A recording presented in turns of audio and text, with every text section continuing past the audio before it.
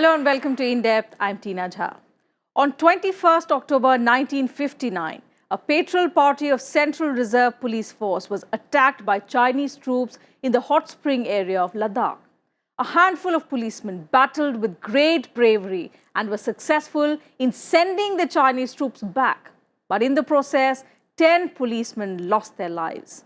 Since then, every year, 21st October is observed as Police Commemoration Day to pay homage to the policemen who made the supreme sacrifice in the line of duty.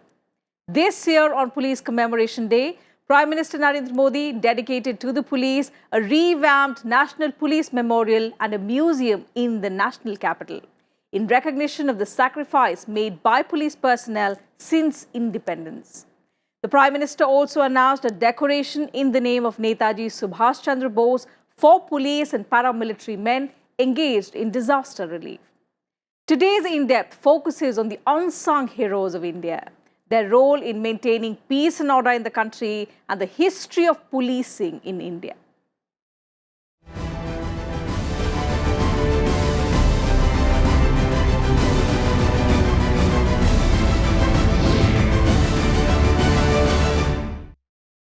Inaugurating the National Police Memorial, Prime Minister Modi said it underlines the government's vision to accord maximum respect to people who played a vital role in nation building.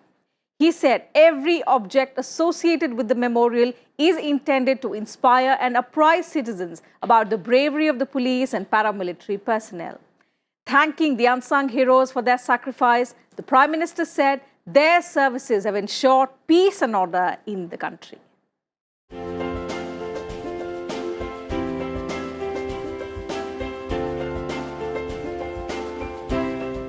On 21st October, National Police Commemoration Day, Prime Minister Narendra Modi dedicated to the nation a refurbished National Police Memorial and a museum for the khaki-wearing personnel in Delhi. ये मेरा सौभाग्य है कि मुझे राष्ट्र सेवा और समर्पण की अमर गाथा के प्रतीक राष्ट्रीय पुलिस मेमोरियल को देश को समर्पित करने का अवसर मिला है। इस मेमोरियल में बना सेंट्रल स्कल्पचर हर पुलिस के सामर्थ्य, शौर्य और सेवा भाव का प्रतीक है। The memorial is built in recognition of the supreme sacrifice made by police personnel since independence.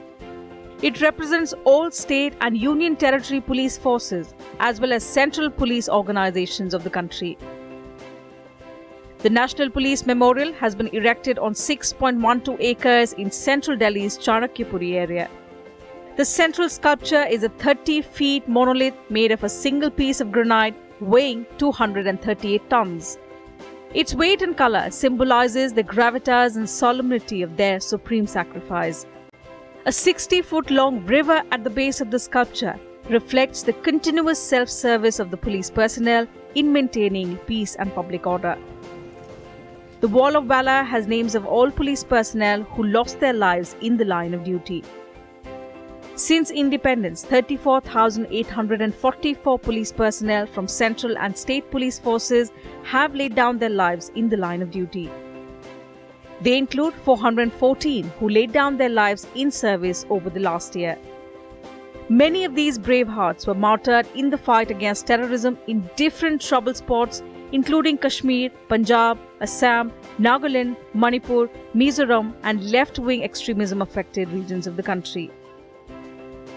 Conceptualized in 1984, the previous memorial, which was a 150-foot structure of steel, was brought down on the order of the Delhi High Court in 2008 for violating environmental norms. मेरा मानना है कि स्मारक सिर्फ घूमने फिरने की स्थान भर न रहे, बल्कि ऐसी एक व्यवस्था के तौर पर विकसित हो जहां से नई पीढ़ी को हमारी परंपराओं, देश के गौरव का ज्ञान मिले, पुलिस के परंपराओं, पराक्रमों की जानकारी मिले. The newly built museum has an underground facility in the premises of the National Police Memorial. It captures the history, artifacts, uniform and gear of central and state police forces. The museum project is being steered by the Intelligence Bureau in coordination with the Central Armed Police Forces, that function under the command of the Union Home Ministry. So the idea of developing a National Police Museum and a National Police Memorial has been evolving since the past 27 years. And it first came from the hot springs incident in Ladakh in 1959, after which the Union government has been trying to establish a solid, a solid base where we can celebrate and we can offer our prayers to the martyrs of this country. National Police Museum is a museum which celebrates and honors the police forces and state police, who have played a major role in creating a safe and a secure environment in all the states, and who have also participated with the community of that particular region to ensure not just safety but a healthy relation with the citizens, so that a citizen police relationship develops, and so that crime and other social issues can be fought from the help of both the community as well as the government. The Prime Minister also announced that the National Award in the name of Netaji Subhash Chandra Bose will be given every year to police personnel who do excellent work in rescue and relief operations during any kind of disaster. थाने में पहुंचे हर पीड़ित शोषित को एक गिलास ठंडा पानी पिलाने से, दो बोल प्यार से बोलने से पुलिस और समाज का ये बंधन और मजबूत हो जाएगा। जब ये बंधन मजबूत होगा तो सहयोग और जन भागीदारी की व्यवस्था भी और मजबूत होगी। इससे अपराध कम करने में आप सभी को समाज की तरफ से बहुत बड़ी मदद मिलेगी। The Prime Minister's announcement came on the 75th anniversary of Bose's declaration of the formation of India's first independent government, the Azad Hind Fauj, on 21st October 1943. The award will be announced on 23rd January, the birth anniversary of Netaji Subhash Chandra Bose. Bureau Report, Rajya Sabha TV. The police force in India is governed by laws that date back to the British era. There have been multiple debates on police reforms in the country. Several expert panels and commissions have been made. In fact, they've made recommendations to improve the existing police system in India. Let's take a look at the different aspects of police reforms in India.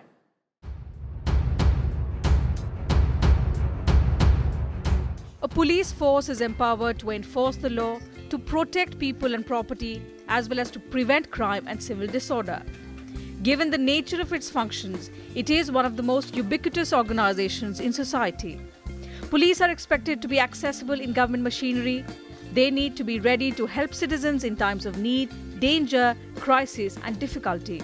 The police personnel have a multifarious role. These include investigation-related duties, prevention of crime, preservation of peace and security, enforcement of social legislation, democratic and election-related duties. They are also needed to help in natural calamities, disaster management and emergencies, maintenance of police records, and also assist other departments. In a populous country like India, the police force needs to be well equipped. But the irony is, the police accounts for a mere 3% of government spending in the country. The result is poor infrastructure and an overburdened police force.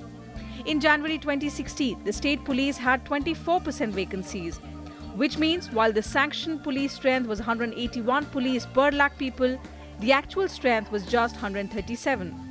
The United Nations recommended standard is 222 police per lakh persons. The current police system, unfortunately, it is still a colonial structure which we inherited from the British.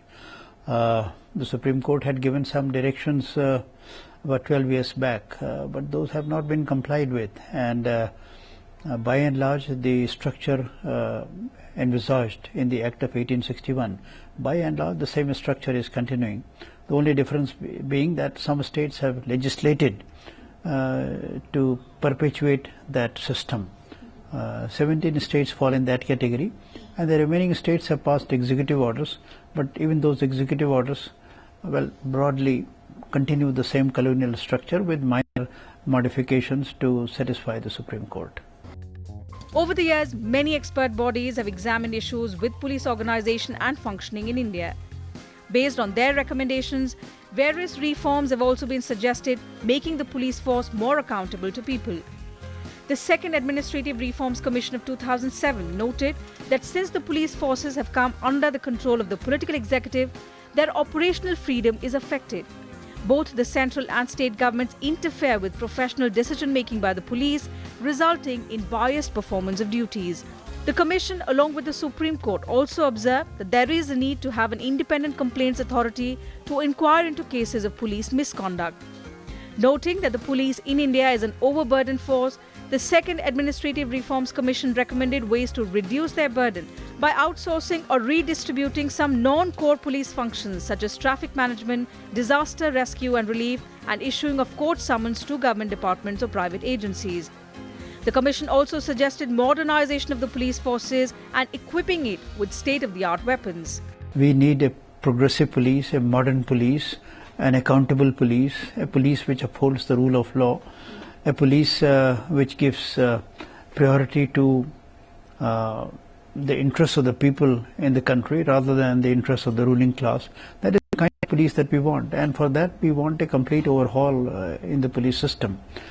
The starting point could be the Supreme Court directions. Those directions should be complied with in letter and spirit. A measure of a fundamental nature which also should engage the attention of the ruling class is that police today is in the state list. It is a state subject under the Constitution. It should be brought to the concurrent list so that the centre also has a say in police matters. And presently, the stand with the centre takes that, well, we can't do much because it is a state subject. That situation should go, and centre should be able to play a more proactive role in modernizing and upgrading the police forces. Earlier in 1977, the National Police Commission was established. The NPC suggested that superintendents be defined in the law to exclude instructions that interfere with due process of the law or that unlawfully influence police personnel transfers, recruitments, etc. In 2005, the central government set up the Police Act Drafting Committee to draft a new model police law that could replace the Police Act of 1861. The committee submitted the Model Police Act in 2006, asking all states to set up state and district level complaints authorities. In 2008, the Supreme Court appointed Justice K.T. Thomas as the head of the three-member monitoring committee to keep a tab on implementation of its directions on police reforms. In 2013, the Verma Committee also called for police reforms. It called on every member of the police force to understand that their accountability is only to the law and to no one else in discharge of their duty. Of funds for modernization, their government has been very liberal in granting funds for modernization of funds which have been placed at the disposal of the state governments, so that the state government sort of takes measures to improve the infrastructure by more weapons, equipments and resources. Now, mind you, buying equipments and resources is good. That is required to keep pace with the with the criminals who are themselves becoming more sophisticated, and they have good equipment also. That is necessary. But what is necessary most, that is the environment in which the police works. It should not feel suffocated by executive dominance. It should feel it should have the freedom to uphold the rule of law, and in that process it should not feel constrained or hamstrung by some superior directions coming from the top. Many other commissions have also been formed to look into reforming the police in India, like the Gore Committee on Police Training, the Ribeiro Committee on Police Reforms, the Padmanabhan Committee on Police Reforms, along with recommendations made from time to time by the National Human Rights Commission and the Law Commission. In recent years, efforts have also been made by state governments to improve police public relations by way of community policing model. It requires the police to work with the community for prevention and detection of crime, maintenance of public order, and resolving local conflicts with the objective of providing a better quality of life and sense of security. Bureau Report, Rajya Sabha TV. And time for a short break on the program. We'll be right back. Do stay with us.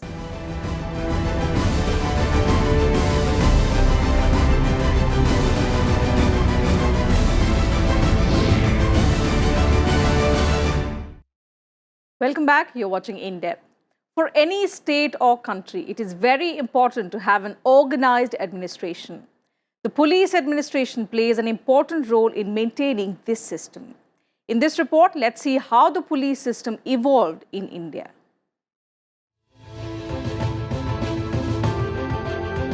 The word police comes from the Latin word politia and the Greek word polis. Politia means citizenship and civil administration of the state, while police means city. Although the British started the modern police system in India, evidence of a police-like arrangement can be traced way back to the Mauryan era. During the Mauryan rule, Ashoka used the term punis, or a city keeper in Pali language. Kautilya, in his book Arthashastra, also mentioned the criminal justice system during that era. Explorers like Megasthenes and Fahian mention officers who performed duties like modern police officers during the Gupta period. They were called dandig. In the medieval period, Faisdar, Kotwal and Chaukidar were all considered pillars of the police system. After the Battle of Buxar, when the British took over the revenue system, Warren Hastings in 1781 tried to bring reforms to the police system with the help of the local administration. However, actual reform was brought in by Lord Cornwallis, who set up a wage-based permanent police force to prevent crimes in India. Cornwallis distributed districts into several police zones. The police stations were situated after every 400 miles and every station was headed by a daroga or station chief. We had a police system right from the time of Chanakya, you can trace. In fact, even earlier, even in the Vedic times, some kind of police system has always been there. And you find a mention of that in the Kautilya's Arthashastra during the time of Chandragupta Maurya. Then during the Mughal period also, you hear about the Kotwals who were appointed. The British, by and large, continued that system. But then after the first war of Indian independence, 1857, they felt that they need a regular police on an all India basis, which should be at the beck and call of the government which should uphold the imperial authority in India.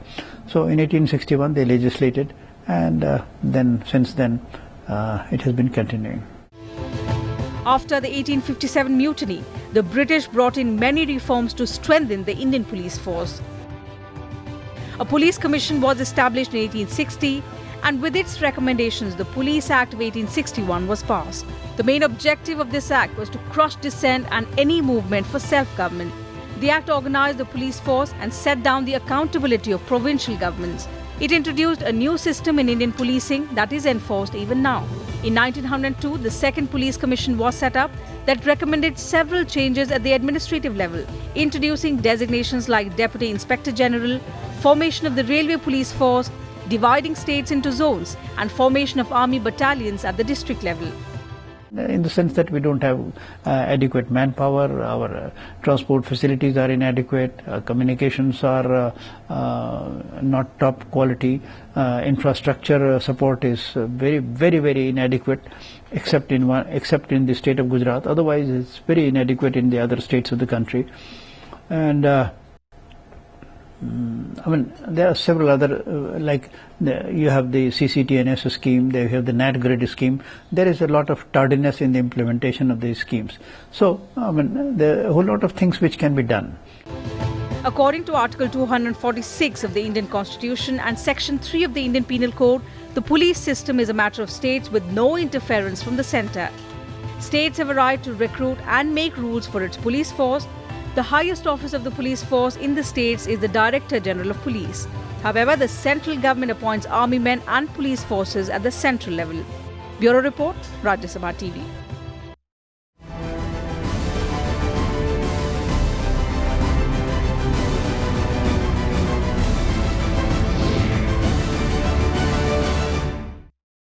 And that's it from us in today's edition of In Depth. We'll be back same time tomorrow with a focus on some other subject. You can also watch our episodes online on YouTube and Twitter and get back to us with your feedback and suggestions. Thanks for your time.